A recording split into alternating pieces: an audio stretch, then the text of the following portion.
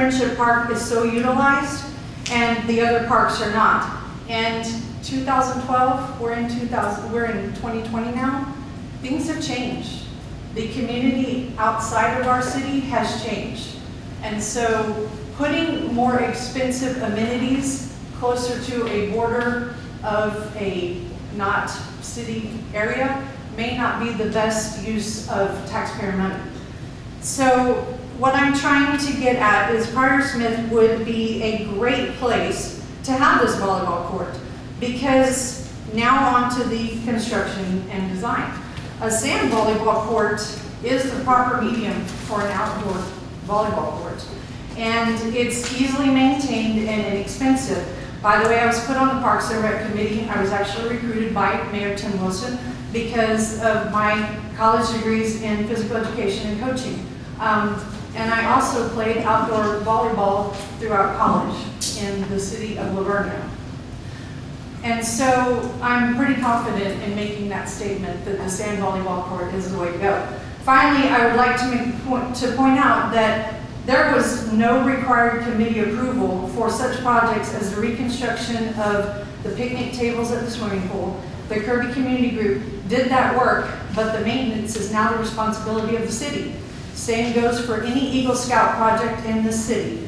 Council gives approval for the work, it's done, and then the project itself is turned over for the maintenance to be continued through the city. This is how donated projects work. I would like council to consider all the free and donated upgrades for the city over the years, and the added attractions and amenities. And it's always a plus for our citizens. Adding an amenity to the middle of the city encourages equal access, and free and or low cost is always a bonus. So it's my understanding that most of the volleyball court is going to be donated or at a lower cost. This, I can't understand why it's even a discussion. I really can't. Thank you for your time.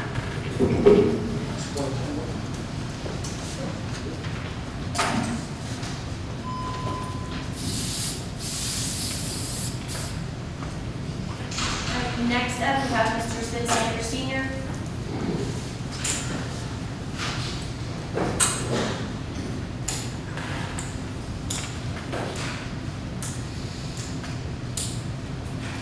Your Honor, council members, citizens of Kirby, greetings and salutations to all. I have two different sets of comments concerning the volleyball court. The first one stems from a bumper sticker I saw many years ago on the back of a car. It read, "Caution, behind every rolling ball comes a running child."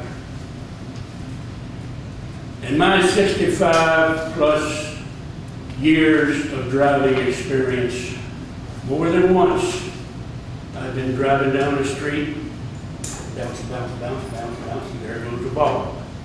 Inevitably, there's a youngster in my pursuit. May not be one who is participating in a sport, could be a spectator, thinking he's going to be a hero and get the ball back to the players. Half a dozen times in my life I've seen that. One time, youngster gets halfway into my lane, stops, mouth drops, eyes big as saucers. He's looking at my grill. I'm about 15 feet from him. I'm stopped. When some kid runs into a street like that, cars going in both directions, put on the brakes. Thank God. But there are cases in this country where they didn't stop in time and a tragedy happens. My concern, if you install a volleyball court, is going to be the safety not only of the participants, but of the spectators, because the spectators inevitably are going to be the younger ones, and they're the ones going to be the running. So whoever plans and builds these volleyball courts, I'm not going to demand, but I'm going to say, please consider safety. If you're next to a road, consider a fence or some barrier to keep the ball out of the streets so we don't have somebody killed. Granted, we got some good EMTs, but they can't bring life back to somebody who's dead. The other part I want to mention, I was talking a little bit ago about sand. A name for that type of volleyball court, as I understand, is called beach volleyball. You find that on the beaches. I've heard it mentioned. Maybe it has other names. I don't know. I seem to disagree. Sand is going to be a continuous drain on the financial coffers of this city as far as maintenance, cleaning, replacement of the sand that gets spread about. A solid surface would be less expensive. Granted, you're going to have people get hurt when they fall. You got collegiate and Olympic volleyball, they have hardwood floors.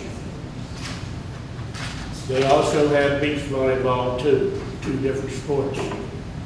So you're going to have to decide which way you want to go. Hard surface, asphalt or cement, or go sand with a continuous drain on your coffers. But the thing I think that is the most important is not only the safety of the participants, but of the spectators who are watching and will inevitably chase a loose ball. Thank you. Thank you, Mr. Sanders.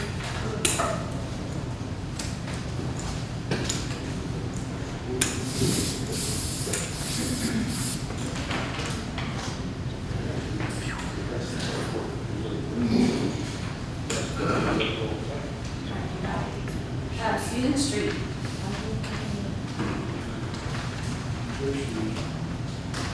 Mr. Shaw, you're on deck. Good evening, my name is Susan Street. I live 5222 Columbus. I'm not a hater. I think a volleyball court would be a good thing. But this has nothing to do with the site selection.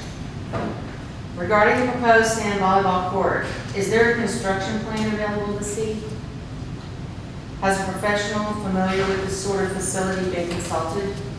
There are specific requirements stated on several websites, including volleyballusa.com, that outline specifics about size, site preparation, types of gravel and pipe, drainage, type of sand, proper poles, and sand maintenance. I'm concerned particularly about the drainage for the court and the type of sand to be used. Councilman Grant has stated that he has all the materials required. Does that include volleyball beach sand? Or It's not volleyball beach sand. Or is it just sand that was available? It's the same type that goes on a base frame, that on a baseball field. The type of sand recommended is a bit expensive and has been graded by size and washed so it doesn't produce dust or compact as mud in the rain. The proper sand won't cause scrapes and scratches to the players. Will perforated pipe be used under the gravel layer to help drain the water that filters through the sand? There needs to be a double layer of landscape fabric between the sand and the gravel so that the sand doesn't wash through or clog the drainage pipe. Will the person issuing the permit be asked about those materials? Will the materials be listed on the permit? Will there be a permit?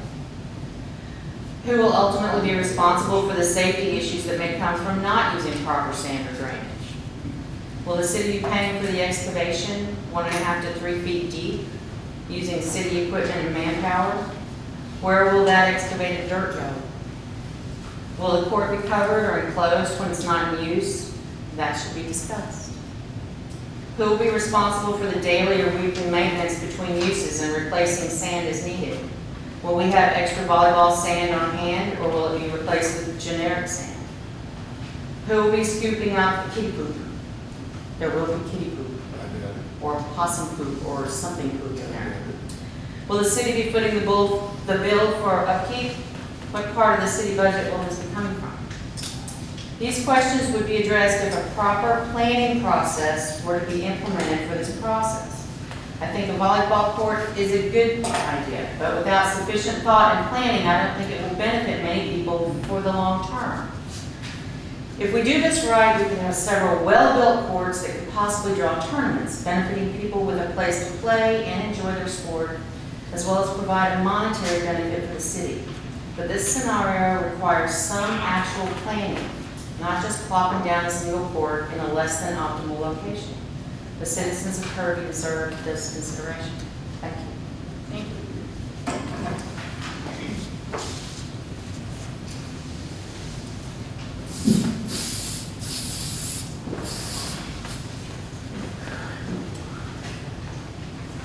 Mr. Shaw. What's it? If you're up. Okay? Yeah. I thought you were watching the cloud dissipate. Well, the only one I can hear is you, the only one I can hear is you because you got your microphone down. And so if someone has a question, please pull it down, and I'll be more than happy to find out an answer. I hate to mess up the book. Okay. I'm gonna take my mask off so I can breathe and talk. And I'm within a 6 feet distance, so I'm okay with that. You do what you want, Mr. Shaw.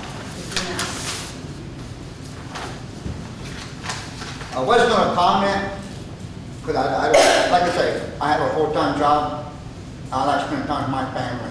I don't have a computer, I don't have time to type, and I don't use my work computer to do personal business. That's just wrong. That's not professional. Y'all already heard me before. I'm a father and a grandfather of 19 grandchildren. And I think I got 6 more if I got the ones out of state. So you talk about a man that thinks about safety? Oh, heavens, yes. These kids that are asking me to do this, they entrust me, and their parents entrust me with their children. So safety is all capital letters. So I'm going to give y'all something, and I want to go through page by page with all of you. So I want you to pay attention to page by page, and we'll go through one at a time. I kept one for myself, I think. And there's enough here for everybody, and I want Monique to have one because she's going to need to see it as well. Because the first time we brought this up, I admit, I didn't do my homework. So it left loopholes. This time, because my wife agreed with somebody, I believe it was Kimberly, about the balls that were rolling into the streets. I said, honey, I said,